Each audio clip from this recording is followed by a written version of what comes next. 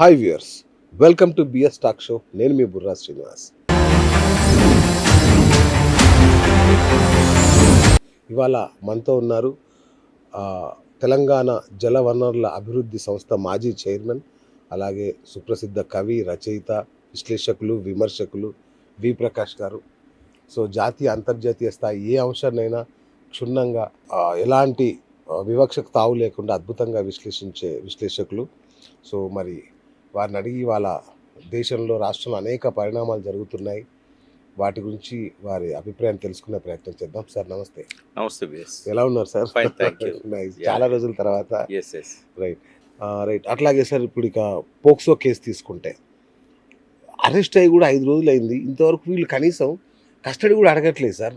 ఏదో వింతగా జరుగుతుంది. ఏం జరుగుతుంది అసలు భగీరథ్ కేసులో? అంటే దానికి అంత ఇంపార్టెన్స్ ఎందుకు ఇస్తున్నారో అర్థం కావట్లేదు. ఎందుకంటే ఒక బలమైన ప్రతిపక్ష పార్టీ కూడా అదే పనిగా 9-10 రోజులు ఉద్యమం నిర్వహించారు. అంటే ఇక్కడ ఏమైందంటే రాజకీయాలను, వ్యక్తిగత వ్యవహారాలను విడిగా చూడాలి. ఓకే. ఇప్పుడు నిజంగానే సంజయ్ గారి మీద అటువంటి ఆరోపణలు ఉన్నప్పుడు డెఫినెట్గా దాన్ని తారస్థాయికి తీసుకెళ్తారు, అన్నీ చేస్తారు. రైట్. ఇప్పుడు ఆయన కుటుంబ సభ్యులు, కొడుకు కావచ్చు, బిడ్డ కావచ్చు, లేకుంటే బంధువులు కావచ్చు, ఏదైనా చేసినప్పుడు ఏంటంటే వారికి ఆపాదించడం అనేది మొట్టమొదటి తప్పు. ఆపాదించకూడదు. ఎప్పుడైనా నువ్వు తప్పు పట్టాల్సిన పరిస్థితి ఎప్పుడు వస్తుంది అంటే, కొడుకుని వెనకేసుకొచ్చే ప్రయత్నం ఆయన చేసినప్పుడు బహిరంగంగా తప్పకుండా దాన్ని తీవ్రంగా విమర్శించాలి. నీ పదవిని అడ్డు పెట్టుకోవద్దు, ఇటువంటి వాళ్ళని వెనకేసుకు రావడానికి డిమాండ్ చేశారు. సరెండర్ చేయించమని అడిగారు. న్యాయం ఉందల్లా. తప్పు చేసినప్పుడు సరెండర్ చేయించు, కోర్టు చూసుకుంటుంది. చేశాడు ఆయన. అరెస్ట్ స్టేషన్లో సరెండర్ చేసిన అనేది కాస్త పక్కకు పెడితే డెఫినెట్గా ఆయన కస్టడీలోకి వెళ్ళిపోయాడు. వెళ్ళిపోయిన తర్వాత కోర్టులకు వదిలేయాలి. మనం రోజు దాని మీద కామెంట్స్ చేసుకుంటూ కూర్చోకూడదు. అంటే ఒకటేంటంటే పోలీసులకు బలమైన ఆధారాలు వాళ్ళు ముందే ఇచ్చారు. నాకు తెలిసినంత వరకు ఏంటంటే ఆ అబ్బాయికి సంబంధించినంత వరకు తన తప్పు లేదని చెప్పడానికి, అమ్మాయిదే తప్పు అని చెప్పడానికి కావాల్సిన ఆధారాలన్నీ కూడా ముందే సబ్మిట్ చేశారు. కేసు వాస్తవంగా పెట్టకూడదు, ఆ కేసు పెట్టకూడదు. అంత ఏం జరగలేదు అందులో. నేను 2 వైపుల నుంచి విన్నది మీకు చెప్తాను. ఈ అబ్బాయి ఆ అమ్మాయిని ప్రేమించాడు, ఎక్కడో ఒకడ కనెక్ట్ అయ్యారు. కనెక్ట్ అయిన తర్వాత ఎంత డీప్గా పోయారంటే ఇక తల్లిదండ్రులను కూడా ఒప్పించి పెళ్లి చేసుకుందామనే దశకి వెళ్ళారు. వెళ్ళిన తర్వాత వాళ్ళ ఇంట్లో కూడా చెప్పాడు భగీరథ్. ఇక వాళ్ళైతే అసలు ఆ ఇంటి అల్లునిలాగానే ట్రీట్ చేశారు. నేను ఒకటి అడుగుతాను, అమ్మాయి మైనర్ అయినప్పుడు నువ్వు ఇప్పుడే రాకు బాబు, ఇంకో 1 year అయితే మా అమ్మాయి మేజర్ అవుతుంది, అప్పుడు ఆలోచిద్దామని చెప్పాలి కదా వాళ్ళు. మరి ఎట్లా ఆయన వెంబడి పెట్టుకొని అన్న ఎక్కడెక్కడ అరుణాచలం కావచ్చు, లేకుంటే ఎక్కడెక్కడికో పోవడము, అలా తల్లిదండ్రుల పాత్ర ఉందా లేదా? ఇద్దరు మా కమ్యూనిటీ వాళ్ళే, ఇద్దరు మున్నూరు కాపే. నేను ఎవరిని వెనకేసుకు రావడానికి మాట్లాడట్లేదు. అంటే తల్లిదండ్రులు మైనర్ పిల్లల పట్ల ఎట్లుండాలి, అక్కడ తల్లి పాత్ర, తండ్రి పాత్ర ఉందా లేదా? వాళ్ళ అక్యూజ్డ్ గారా? ఒకవేళ భగీరథ నేరం చేయడానికి వాళ్ళు సహకరించినట్టే కదా ఒకవేళ నేరం జరిగితే. ఓకే. మరి వాళ్ళని అక్యూజ్డ్గా పెట్టకూడదా సార్? మరి ఇటువైపు నుంచి అక్యూజ్ లిస్ట్ ఇస్తే చాలా పెద్దది. ఒక్క నిమిషం, వాళ్ళు వదిలేసిన వాళ్ళు ఏమైందంటే వాళ్ళు చెప్పిన 2 దిక్కుల నుంచి విన్న తర్వాత నాకు అర్థమైంది ఏంటంటే, ఈ అబ్బాయి ఆమెను ప్రేమించాడు, పెళ్లి చేసుకుందామని అనుకున్నాడు. అనుకున్న తర్వాత ఆ అబ్బాయికి వేరే ఒక మిత్రుడు కొన్ని వీడియోలు, కొన్ని ఫోటోలు పంపాడు. ఈ అమ్మాయి నీ ప్రేమలో పడే కంటే చాలా ముందు నాతోని ప్రేమలో ఉంది, కాబట్టి ఆయన మరి నాకు దక్కంది ఇంకోరి దక్కాలనే అక్కస్తోనా, లేకుంటే నిజంగానే వాళ్ళు ప్రేమించుకున్నారో లేదో మనకు తెలియదు, పోలీసులు తేల్చాలి. అయితే చాలా వీడియోలు, చాలా ఫొటోస్, అవి 100sలో ఉన్నాయి. ఇవన్నీ కూడా భగీరథ్ సైడ్ నుంచి ముందే పోలీసులకు పంపించేశారు. ఈ అమ్మాయి ఇట్లా చేసింది, ఆ అబ్బాయి కేసు పెట్టాడట ఎక్కడో, ఈ నన్ను మోసం చేసింది అని, లేకుంటే బ్లాక్మెయిల్ చేస్తున్నది అని. తో పోలీసులు కూడా ఎంక్వైరీ చేస్తారు కదా, వాళ్ళ బోత్ అది ఆదిలాబాద్ దగ్గర బోత్, ఊరికి పోయి ఎంక్వైరీ చేశారు. వీళ్ళ మీద మంచి పేరు లేదు. నిర్మల్లో ఎంక్వైరీ చేశారు, అక్కడ కూడా మంచి పేరు లేదు గతంలో వీళ్ళు చేసిన పనులు, తల్లిదండ్రి విషయంలో, అమ్మాయి గురించి కాదు, తల్లిదండ్రుల విషయంలో. తర్వాత ఈయన చేసిన వీడియోలు మీడియాకు వచ్చినాయి. ఆమె చేసిన వీడియోలు వాళ్ళు మీడియాకి ఇవ్వలేదు. ఎందుకు ఇవ్వలేదు అని అంటే, అమ్మాయి క్యారెక్టర్ మీద మనం దాడి చేయకూడదన్న ఉద్దేశంతో ఒక కేసు పెట్టారే తప్ప వాళ్ళు అంతకుమించి ఏం చేయలేదు. సరే అనుకున్నారు, పోలీసులకైతే అన్ని ఆధారాలు ఇచ్చినాం, వాళ్ళే చూసుకుంటారని. వాస్తవంగా ఇది దీన్ని పెద్దగా చేయకపోయి ఉంటే ఒకవేళ కుల పెద్దలకో లేకపోతే ఇంకోరికో అప్పచెప్పుంటే వాళ్ళిద్దరు పెళ్లి చేసేవాళ్ళు కావచ్చు ఈ మైనార్టీ తీరగానే అవును. ఒక సయోధ్య అనేది కుదిరేది. ఓకే. ఓకే. అదొక డీప్ లవ్ అఫేర్. అమ్మాయి కూడా అంతకుముందు ఏమున్నాయో మనకు తెలియదు కానీ అట్లా మనం ఆరోపణలు వేసి తప్పుకోవద్దు. ఓకే. అవి ప్రూవ్ కావాలి. ఒకవేళ నేనేమంటున్నా అంటే పెళ్లి చేసుకునే వాళ్ళు గతాన్ని తవ్వకూడదు ఎవరి విషయంలోనైనా. తవ్వుతా అంటే ఇప్పుడు బండి మీద వెనక కూర్చొని ఇట్లా భుజం మీద చేసినా కూడా వరుసలో అంటగట్టే సమాజం ఇది. పిల్లలు ఏంటంటే వాళ్ళ కాలేజ్ పిల్లలు కావచ్చు, బయట పోయిన వాళ్ళు కావచ్చు, కలివిడిగా ఫ్రెండ్లీగా ఉంటారు. ఉన్నప్పుడు వరుసలు అంటగడతా ఉంటారు. ఆ అమ్మాయి మీద కూడా అటువంటి అభరణాలు వేసి ఉండొచ్చు కదా. కరెక్ట్. అయితే ఇటువంటి అంశాలలో సున్నితమైన వ్యవహారం కాబట్టి వాళ్ళిద్దరిని ఒప్పించేదో ఒక అండర్స్టాండింగ్ తీసుకురావాలి. ఎందుకంటే ఇద్దరు గాఢంగా ప్రేమించుకున్నారు. ఈ అమ్మాయి అయితే ఆత్మహత్య ప్రయత్నమే చేసింది అబ్బాయి బ్రేకప్ చెప్పినాక. ఓకే. ఇట్లాంటివి అనేది జరిగినాయి. హ్యాండిల్ చేయడంలో కొద్దిగా పొరపాటు జరిగినాయి. అది కూడా తండ్రి తరఫు నుంచి కొన్ని తప్పు జరిగి ఉండొచ్చు. హ్యాండిల్ చేయడం అనేది సరిగా జరగలేదు. ఒకవేళ కుల పెద్దలకో లేకపోతే బంధువులకో అప్పచెప్పుంటే అది పాసిఫై అయ్యేది, వాళ్ళు పెళ్లి చేసుకునే వాళ్ళేమో.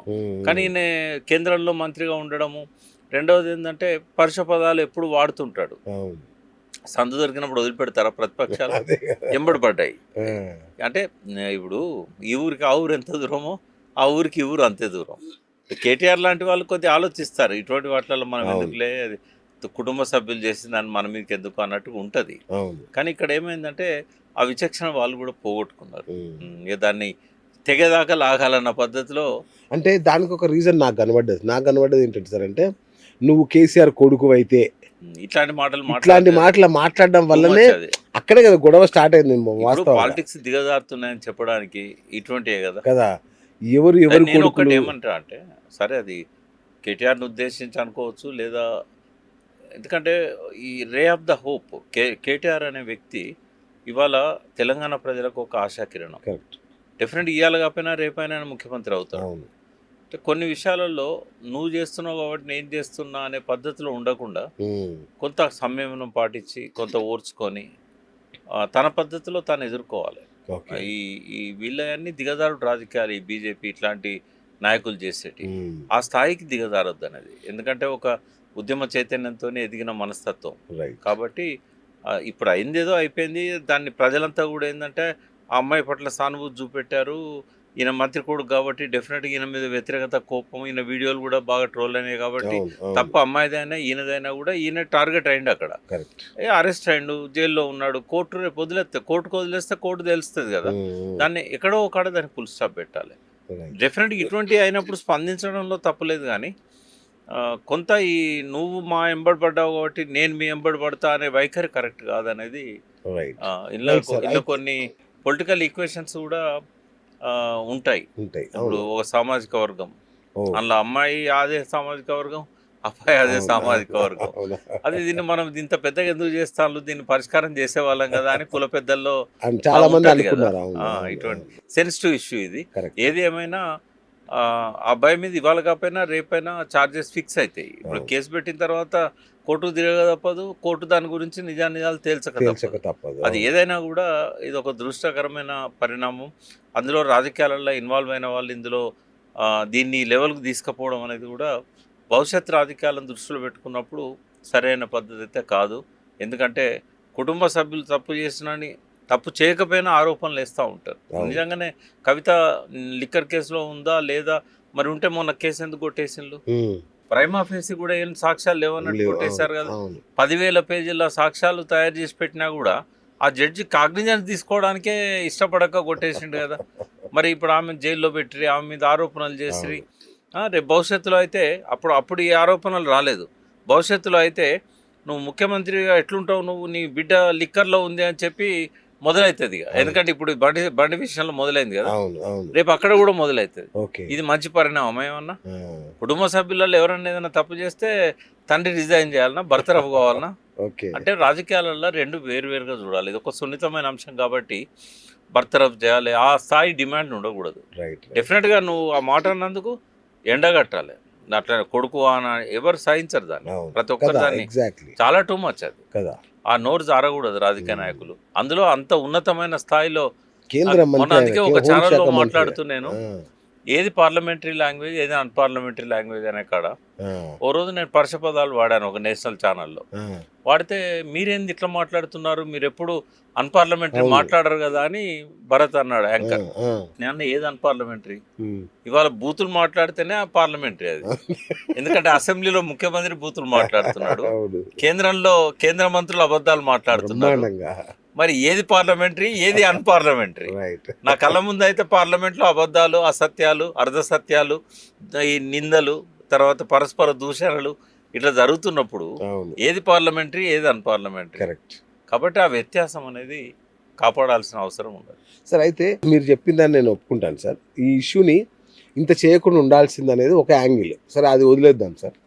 కానీ ఈ ఇష్యూను డీల్ చేసిన పద్ధతి ఏదైతే ఉందో, బండి సంజయ్ గారు కావచ్చు, సీఎం కావచ్చు, ఇతర రాజకీయ నాయకులు కావచ్చు, అతన్ని పిల్లాన్ని 9 రోజుల పాటు బయటికి రాకుండా దాచిపెట్టిన విధానం కావచ్చు, ఒక ఇల్లీగల్ నెక్సెస్ లాగా, అంటే ఒక బీజేపీ కనబడ్డది. కాంగ్రెస్ మధ్యలో ఒక స్పష్టమైన మైత్రి కనబడింది సార్. అది మొదటి నుంచి ఉంది కదా, ఇవాళ కొత్తగా భగీరథ రూపంలో బయటికి రాలే. అఫ్ కోర్స్, అది కానీ మొద- అప్పుడు డౌట్ ఉండే. ఎందుకు ఇప్పుడు నేనేమంటున్నా, ఆ, సికింద్రాబాద్ పార్లమెంటుకు దానం కరెక్టా, మేయర్గా పనిచేసిన రామ్మోహన్ కరెక్టా? ఎందుకంటే సిటీ అంతా పనులు చేసిండు 5 సంవత్సరాలు మేయర్. రామ్మోహనే కరెక్ట్. ఆయన నా పార్టీలోకి వెళ్ళి కేటీఆర్కు ఒక రైట్ హ్యాండ్ లాగా ఉండేది. ఆ పార్టీలోకి వెళ్ళి తెచ్చింది రేవంత్ రెడ్డి టికెట్ ఇస్తా అని చెప్పి సికింద్రాబాద్ పార్లమెంటు. ఓకే. దానం ఎందుకు పెట్టాల్సి వచ్చింది? కొన్ని దానం పెట్టినావు, ఆయన అయితే పోటీ చేస్తలేడు కదా, అగనిస్ట్గా నామినేషన్ చేయలే కదా. మరి దానం పక్కన పెట్టి నువ్వు ఇంత 5 ఏళ్ళు ఇక్కడ పనిచేసినావు, నువ్వు దానం గెలిపించాలని పెట్టాలి కదా. ఆయనకు సంబంధం లేని మహేశ్వరం నియోజకవర్గంలో ఇన్ఛార్జ్గా రామ్మోహన్ ఎట్లా పంపుతారు? అంటే పరోక్షంగా కిషన్ రెడ్డిని గెలిపించాలనేది రేవంత్ రెడ్డి లక్ష్యం. ఓకే. కాబట్టి ఆ 8 పంచుకున్న పద్ధతి ఏదైతే ఉన్నదో అక్కడ నుంచే స్టార్ట్ అయింది కదా వీళ్ళ నెక్సెస్. రైట్. అసలు మోడీ సహకారం అందించకపోతే రేవంత్ రెడ్డి ముఖ్యమంత్రి ఎట్లా అయ్యాడు? అదే. యాంటీ ఇన్కంబెన్సీ అవును. బండి సంజయ్ని తప్పించడం దగ్గర నుంచే ఆ నెక్సెస్ ఉన్నది. ఆ, బండి సంజయ్ దగ్గర మొదలైన నెక్సెస్ బండి భగీరథ దగ్గర రుజువైంది మనకు. రుజువైంది. అలా అనుమానం ఏమున్నది? కాబట్టి వీళ్ళేదో బీఆర్ఎస్కు బీజేపీకి మధ్య పొత్తున్నదని చెప్తున్నదంతా వాళ్ళు దొంగలై ఉండి అవతలని దొంగ దొంగ అనడం లాంటిది అది. ఓకే. సో అంటే ఇప్పుడు ఇంకో చర్చ నడుస్తుంది, బండి సంజయ్కి ఉద్వాసన జరగబోతుంది, ఇప్పుడు కేంద్రంలో జరుగుతుంది అని. ఎట్లా ఉంటుంది సార్? బండి సంజయ్కి శిక్ష పడే అవకాశం ఉందా? మన రాజకీయాలు అంత ఉన్నతమైన స్థాయిలో ఉన్నాయా? ఒక ఈ లాల్ బహదూర్ శాస్త్రి ఉన్న ప్రధానమంత్రి ఉన్నాడా? లేడు. ఒక ఆరోపణతో మంత్రి పదవిని తొలగిస్తారా? ఆ, ఇంకోటి జనరల్ ఒక డైలాగ్ ఉంది, పివి నరసింహారావు గారు మొదలుపెట్టింది, ఉమ్, చట్టం తన పని తను చేసుకుంటూ పోతా ఉంది. అవును. మరి బండి సంజయ్ ఇది దోషి అని, బండి సంజయ్ కొడుకు దోషి అని రుజువైనా కూడా బండి సంజయ్ ఎందుకు తప్పిస్తారు? ఉమ్, ఇప్పుడు బండి సంజయ్ ఒక మాట అన్నాడు, అవును, నేను ఈ రాజకీయాలలో బిజీగా ఉండి పిల్లల పెంపకం పట్ల కొంత అవును. అదైతే yes. కానీ ఆయన నిజంగానే అదే రోజు కనుక ఇవి బండి భగీరథను పోలీసులకు అప్పచెప్పుంటే ఉమ్, ఆయన మీద గౌరవం పెరిగేది, కదా. చాలా పెరిగేది. ఉమ్, ఆయన ఆలస్యం చేయడానికి అడ్వకేట్స్ ఇచ్చిన సలహా అని చెప్తాడు. నేను అడిగాను డైరెక్ట్ అడ్వకేట్స్, ఎవరిని అడిగారు? ఆయననే బండి సంజయ్. అచ్చా. అడ్వకేట్స్ యాంటిసిపేటరీ బెయిల్ వస్తుందని చెప్తే, పిల్లోడు ఎప్పుడు జైలు పోలే కదా, యాంటిసిపేటరీ బెయిల్ వస్తే కోర్టులో చూసుకుందామని చెప్పి అనుకున్నాము.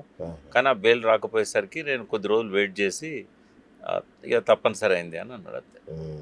ఇప్పుడు చూస్తే చూడండి, అబ్బాయి సిమ్ లేని ఫోన్ తీసుకెళ్ళి ఇప్పియడం, ఇవన్నీ చూస్తే సరే ఇక చాలా జరిగింది. నేనేమంటున్నా అంటే అవకాశం ఉన్న వాళ్ళు అవకాశాలను ఉపయోగించుకుంటారు, ఏ స్థానంలో ఉన్నా ఏ స్థాయిలో ఉన్నా. ఇది నడుస్తున్న రాజకీయం. ఇది ఒకటే చెప్పగలుగుతా క్లియర్గా, ఆయనకు వచ్చిన ఇబ్బంది ఏం లేదు. బీజేపీ కేంద్రంలో ఉన్న బీజేపీ ప్రభుత్వము ఈ చిన్న చిన్న ఆరోపణలకే తొలగించే మాట అయితే ఇవాళ ఒక 200 మందికి వాళ్ళు టికెట్లే ఇచ్చేవాళ్ళు కాదు పార్లమెంట్లో. ఎందుకంటే రేపిస్టులు ఉన్నారు, అంతకులు ఉన్నారు, రుజువైన వాళ్ళు ఉన్నారు, ఒకసారి శిక్షలు పడ్డ వాళ్ళు ఉన్నారు, కోర్టు అప్పీల్స్లలో ఉన్న వాళ్ళు ఉన్నారు. ఎంతమంది క్రిమినల్స్ పార్లమెంట్లో ఉన్నారు ఇవాళ? అంటే ఇంకా కేసులు నడుస్తూ ఉంటాయి. అదేలేండి. ఓ కోర్టులో శిక్ష పడ్డా అప్పీల్లో ఉంటారు వాళ్ళు. ఇది వాజ్పేయి బీజేపీ కాదు, ఇది మోడీ బీజేపీ. మోడీ బీజేపీ ఇది. అంటే కేవలం ఆ నియమాలు సిద్ధాంతాలు ఉండే కాలం కాదు ఇది. ఇప్పుడు ఏంటంటే ఎవరు వస్తే వాళ్ళని చేర్చుకుంటాను కదా. ఇవాళ గోడ దునికినవాడు రేపే అందులో ఒక ఉన్నతమైన స్థానానికి వెళ్ళిపోతున్నాడు. ఇది వెనకటి ఎట్లుండేదంటే ఎంతమంది పార్టీలకు వచ్చినా చిన్నప్పని శిశు మందిర్లో అయిన వాళ్ళు సంఘ పరివార్ ఏదైతే శాఖకు పోయిన వాళ్ళని అవును. ఎక్కర్లు దొరుకుకొని వాళ్ళే ఉండేవాళ్ళు ఉన్నతమైన స్థానంలో. ఇప్పుడు అట్లా లేదు. ఇప్పుడు అది ఎక్కడ ఇప్పుడు జంపింగ్ జల అస్సాంలో అవును, అవును. అస్సాంలో ముఖ్యమంత్రిగా దారుణమైన వ్యక్తిని పెట్టారు. కాంగ్రెస్ అవును, నుంచి వచ్చి ఇమ్మీడియట్ గా ఆయన ముఖ్యమంత్రి అయిపోయింది ఇక్కడ. అవును, అంటే అవును. ఇట్లా ఎన్నో ఉంటాయి. కాబట్టి ఇప్పుడు కంప్లీట్గా జీవితాంతం లెఫ్ట్ గా ఉన్న ఈటెల రాజేందర్ రాగానే ఆయన అక్కడ చేర్చుకోలేదు. అదే. కాబట్టి ఇప్పుడు ఏ పార్టీలో కూడా సిద్ధాంతాల కంటే కూడా ఒకటి ప్రజల విషయంలో వాళ్ళకు కొన్ని ఖచ్చితమైన నియమాలు ఉండొచ్చు. హిందుత్వం కావచ్చు, తెలంగాణలో బీఆర్ఎస్ వాళ్ళకు తెలంగాణ సమాజాన్ని బాగు చేయాలనే ఆకాంక్షలు కావచ్చు ఉండొచ్చు. కానీ ఈ రకమైన అవేమీ తేడా ఏం లేదు ఇప్పుడు ఏ పార్టీకైనా కూడా ఓకే. ఇటువంటి విషయాలలో. కరెక్ట్. బట్ సంజయ్కి ఒకవేళ ఆయన మంత్రి పదవికి ఉద్వాసన ఎప్పుడు జరుగుద్దంటే ఈ రాష్ట్రానికి ఆయనను బీజేపీ అధ్యక్షునిగా మళ్ళీ నియమించాలని మోడీ గారు అనుకుంటే, అమిత్ ఓకే. షా గారు అనుకుంటే ఓ అప్పుడు ఆయనను అధ్యక్ష స్థానంలో పెట్టి ఆ పదవిని మా లక్ష్మణ్ గారికో లేకుంటే ఇంకో రాజేందర్కో ఎవరికో ఇచ్చే అవకాశం ఉంటుంది. ఓకే. ఇప్పుడు రాజేందర్కి ఇస్తారనేది బాగా అదే టాక్ ఒకవేళ ఆయన నడుస్తుంది. తప్పియాలనుకుంటే, అచ్చా, అచ్చా. తప్పిస్తే మాత్రం ఆయన ఇక్కడ అధ్యక్షుని చేస్తారు. చేస్తారు. అంటే ఒకవేళ మోడీ గారు ఇక్కడ పార్టీని బలోపేతం చేయాలనుకుంటే తొందరలోనే ఒక డిసిషన్ తీసుకోవాల్సి వస్తుంది పార్టీ అధ్యక్షుని విషయంలో. అది ఈటెల రాజేందర్ కావచ్చు, లేదా అరవింద్ కావచ్చు, లేదా బండి సంజయ్ కావచ్చు. ఒకటే చెప్పగలుగుతా, ఖచ్చితంగా బీసీకి ఇస్తారు అనే మెసేజ్ అయితే వస్తాం. ఎందుకంటే బీసీ సీఎం అని వాళ్ళే చెప్పారు కాబట్టి బహుశా ఇచ్చే అవకాశం ఉంటుంది. సో చూశారు కదా, అద్భుతమైన విశ్లేషణ వి ప్రకాష్ గారిది. ఇది ఇవాళ బిఎస్ టాక్ షో. నేను మీ బిఎస్ సైనింగ్ ఆఫ్.